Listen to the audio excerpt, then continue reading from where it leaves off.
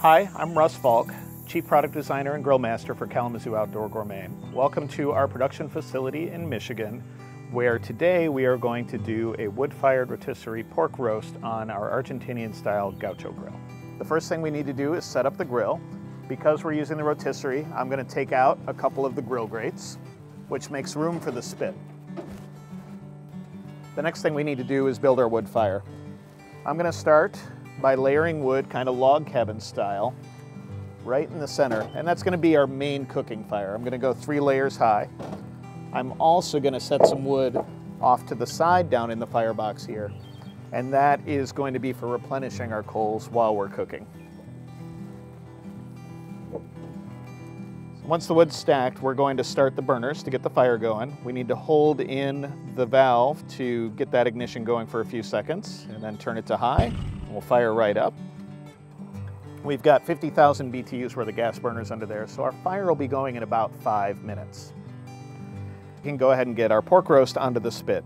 We're going to be doing a wonderful crust on it today, but I do want to get it on the spit first so that I don't make a mess afterwards. We're going to rub it down with a little bit of olive oil to help that crust stick nicely.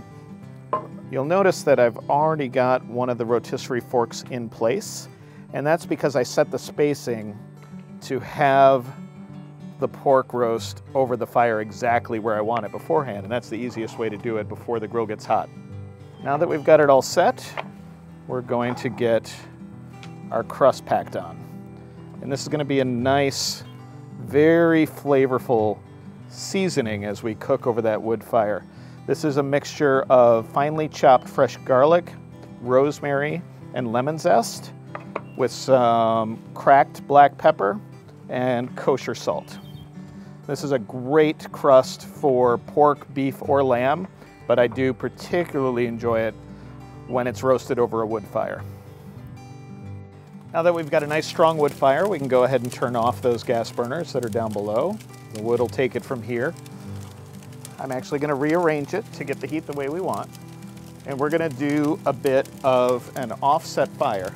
I do recommend some good leather gloves and long grill tongs. Rearranging these along the front and the back of our firebox here. We're going to get great flavorful smoke off of these and a wonderful heat. So those are offset.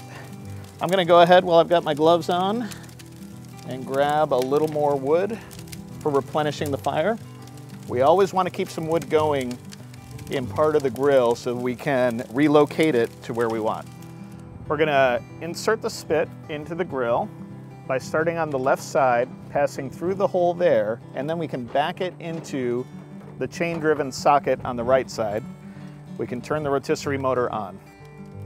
Now that we've got it mounted, we can lower the rotisserie into position down by the wood fire. The great thing about cooking on an Argentinian-style grill is you control the intensity of the heat by changing the proximity of the food to the fire. We can see it browning up beautifully here. Our crust looks great. It's just wonderful to have the addition of the wood flavor while we're doing that on the rotisserie. So we're looking good. Our target temperature when we're going to pull it off is about 150 degrees inside. It's going to coast up to 160 or so after we pull it off the grill before we slice it. Now that we've got that nice crust on the outside formed, we are going to raise it up a little bit higher to make the heat more gentle. And we're going to cook it through. Our meat is browning beautifully here, and our herb crust is looking fantastic. As our roast spins on the rotisserie, it's basting itself in its own juices, and that's the great thing about rotisserie cooking. But what I really love is doing the rotisserie over wood fire, where we get the infusion of that subtle flavor. Now that our meat is nearly finished, we're going to grill up some vegetables on the grill grate right next to the spit, and I love that we can do these both at the same time. We're going to do some green and yellow squash and a little bit of red pepper. Slice everything in half. We're going to season it a little bit with olive oil and salt and let the wood fire take care of the rest. And we can go straight onto the fire. These are going to need just a few minutes over the fire. We're going to pull them off while they're al dente but nicely browned for flavor.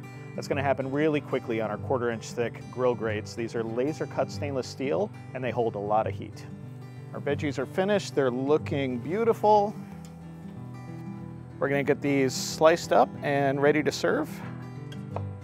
So with that nicely grilled exterior and wonderful crunch that we've left in the veggies by staying al dente, these are going to taste fantastic. Your guests are going to love them. I'm just going to finish them off with a little more flaky sea salt. And these are ready to enjoy. We can go ahead and let this cool for a little bit, and then we'll take the spit out.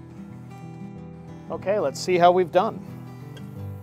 We're going to start by slicing the whole roast off of the bones. Got those. Oh, it's looking juicy and wonderful. And then we can just take nice big slices off for serving.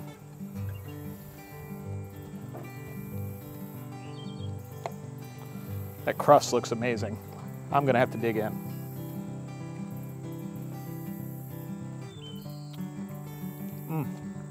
Perfectly cooked, subtle smoky flavor from the wood fire. We've got that wonderful crust on the outside, a little salty, a little savory with all those herbs. This is fantastic.